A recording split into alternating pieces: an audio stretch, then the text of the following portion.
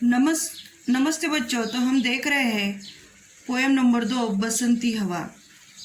अभी पिछले वीडियो में हमने देखा था कि ये बसंत ऋतु में बहने वाली जो हवा है वो किस तरह बहती है और कितनी नटखट है, किधर किधर जाती है, क्या क्या करती है, उसके काम क्या है, वो हमने देखा था। वो आपको समझ में भी आया होगा। आज हम देखने जा रहे हैं उसके नीचे जो क्वेश्चन आंसर है वो देखेंगे। तो इधर है मैंने समझा। तो आप लोगों ने इस पोएम में क्या समझा? ये जो हवा है, बसंत ऋतु में बहने वाली जो हवा है वो कैसी अनोखी है।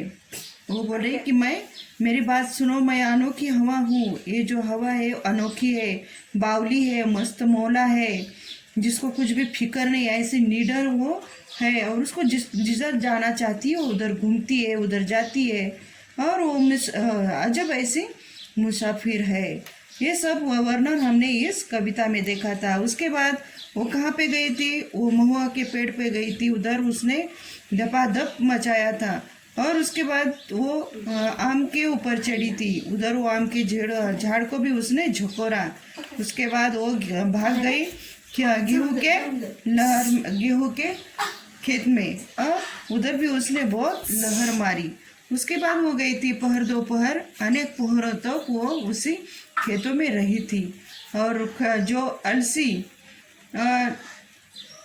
और जो चीज के ऊपर लिया था कलसी, उधर भी उसने उस कलसी को हिलाया डोलाया, लेकिन वो नहीं हिली डुली। वो थोड़ा सा गुस्से में आकर, थोड़ा सा नाराज होकर उसने फिर सरसों के पेड़ों को हिलाया डुलाया नहीं। इस तरह हमने इस पोएम में समझा है। तो ये जो हवा है बहुत अनोखी और बावली है। अभी उसके नीचे जो है शब्द वाटिका। अभी शब्द वाटिका में नए शब्द दिए हैं। बावली, बावली यानी सीधी सी अपनी धुन में, मस्त मौला मनमौजी, फिकर चिंता, महुआ एक प्रकार का वृक्ष, झकोरा मीन्स झोंका, पहर प्रहर, अलसी सरसों तिलहन के प्रकार है ये, कलसी गगरी, ये भी क्या है? कलसी मतलब गगरी। अभी उसके बाद दिया है भाषा की और दिए गए शब्दों के लयबद्ध शब्द लिखो। तो उसके नीचे दिया है हवा, हवा का लयबद्ध शब्द हो जाता है दवा, बावली का सावली, सरसों का बरसों, अलसी का तुलसी, महुआ का गेहुआ। इस तरह हमने अभी तक देखा है। बच्चों, इसके आगे हम देखने जाएंगे प्रश्न उत्तर। तो प्रश्न पहला है, खेत में पहुंचकर हवा ने क्या किया? उसका उत्तर है, खेत में पहुंचकर हवा ने गेहूं में खूब लहर मारी। प्रश्न क्रमांक 2 ने, खेत में कब तक वह रही? हवा खेत में कब तक रही? तो उसका उत्तर है, हवा खेत में अनेकों प्रहर तक रही थी। प्रश्न तीसरा, हवा ने सरसों को क्यों नहीं हिलाया? अभी उसका उत्तर है, हवा ने सरसों को नहीं हिलाया क्योंकि वो कलसी से हार चुकी थी, इसलिए उसने हवा सरसों को नहीं हिलाया। अभी प्रश्न क्रमांक 2 है, समानार्थी शब्द लिखो। अभी समानार्थी शब्द में से एक है हवा वायु, शीश शीर, अनोखी विचित्र, हार पराजय, मुसाफिर राही, पेड़ वृक्ष। उसके आगे चलते हैं हम खोजबीन।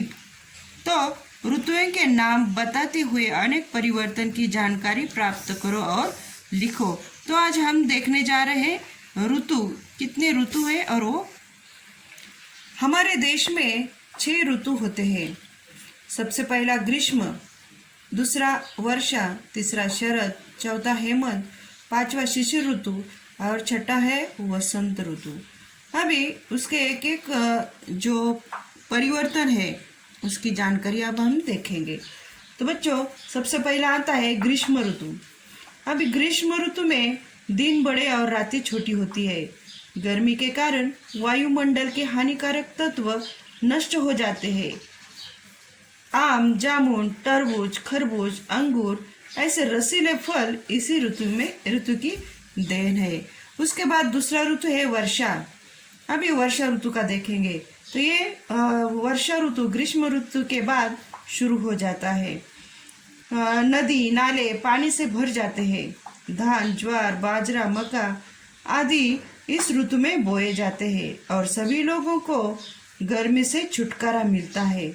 इसलिए सभी लोग ग्रीष्म ऋतु में बहुत खुश रहते हैं। उसके बाद आता है तीसरा शरद ऋतु। शरद ऋतु वर्षा के बाद आता है। इस ऋतु में ना गर्मी की परेशानी होती है ना कीचड़ पानी की, तो यह ऋतु सभी को बहुत सुखद होता है।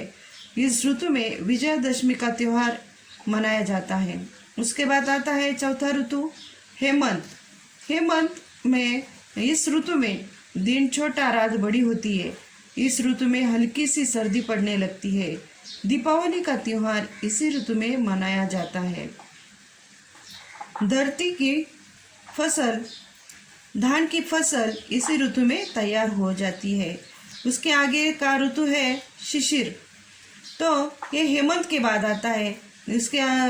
उसमें भी दिन छोटा रातें लंबी होती है। शरीर को गर्मी पहुंचाने के लिए लोग तिल और मूंगफली जैसे पदार्थों का सेवन करते हैं। इस ऋतु में मकर संक्रांति का त्योहार मनाया जाता है। और उसके अभी छठा ऋतु है वसंत ऋतु। शीर्ष ऋतु के बाद ऋतुराज वसंत का आगमन होता है। सब तरफ हरियाली हरियाली दिखाई देती है। विभिन्न रंग के फूल फल दिखाई देते हैं। बसंत पंचमी और होली इसी ऋतु में लोग मनाते हैं। इस तरह हमने आज हमारे देश के जो 6 ऋतु है, उनका परिचय, उनकी जानकारी हमने ले ली है। उसके नीचे है सुनो तो जरा त्योहार संबंधी कोई एक गीत सुनो और दोहराओ। बच्चों तुम लोग कौन सा तो भी ऐसे एक त्योहार ले लो, उसका गीत सुनो और उसको बार बार बोलो। शालेय स्वच्छता अभियान। अभी मैं तुम्हारा सहयोग बताओ।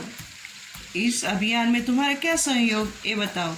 मैं अभी बताती हूँ बच्चों, आप वैसा ही अपने नोटबुक में लिखना है। तो मैं शुरू करती हूँ। जैसे हमारे विद्यालय में स्वच्छता अभियान का आयोजन किया था, तब बच्चों ने और हमारे अध्यापक ने मुझे स्वच्छता अभियान का लीडर बनाया और वे काम मैंने बहुत अच्छी तरह निभाया। मैंने बच्चों के 5 ग्रुप किए और उनको क्या काम करना है वो बताया। हर एक ग्रुप को एक नया नया काम दिया था। एक ग्रुप को खेल का मैदान, दूसरे ग्रुप को पानी पीने का स्थान, तीसरे को क्लासरूम, सभी क्लासरूम का स्वच्छता करने का काम, और 5वें ग्रुप को स्वच्छता गृह साफ करने का काम। और ऑफिस ऐसे जगह पर उन ग्रुप को तैनात करके उनसे मैंने बहुत अच्छी तरह स्वच्छता करवाई। सब कूड़ा कचरा मैंने जलाया। ये सब देखकर प्राचार्य जी ने हमारी बहुत तारीफ की और हमें तोहफा भी दिया। ये दिन हमारे लिए बहुत यादगार रहेगा। धन्यवाद। उसके नीचे है वाचन जगत से। कविवर सुमित्रानंदन पंत की कविता का मुखर वाचन करो।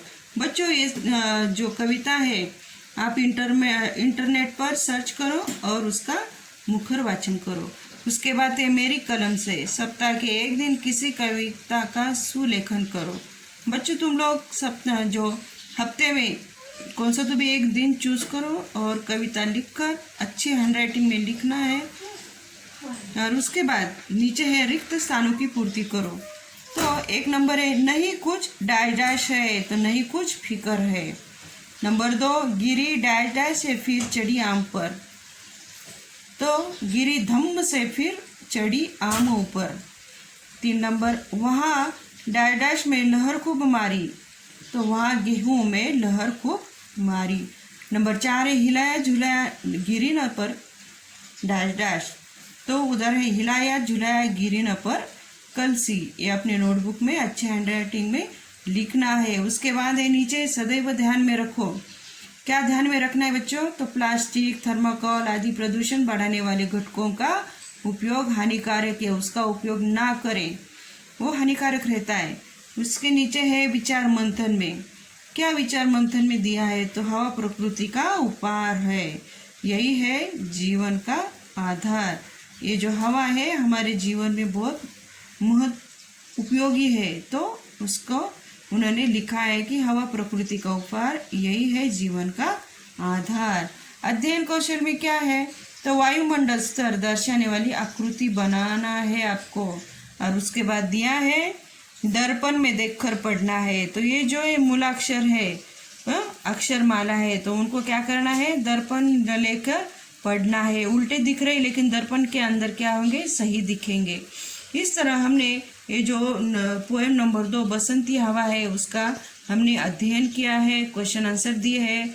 ये सब अपने नोटबुक में लिखना है, प्रश्न उत्तर भी लिखना है, और एक खोजबीन और ये जो स्वच्छता अभियान है उसके बारे में भी आपको सुनकर वैसे के वैसे लिखना है। नमस्ते।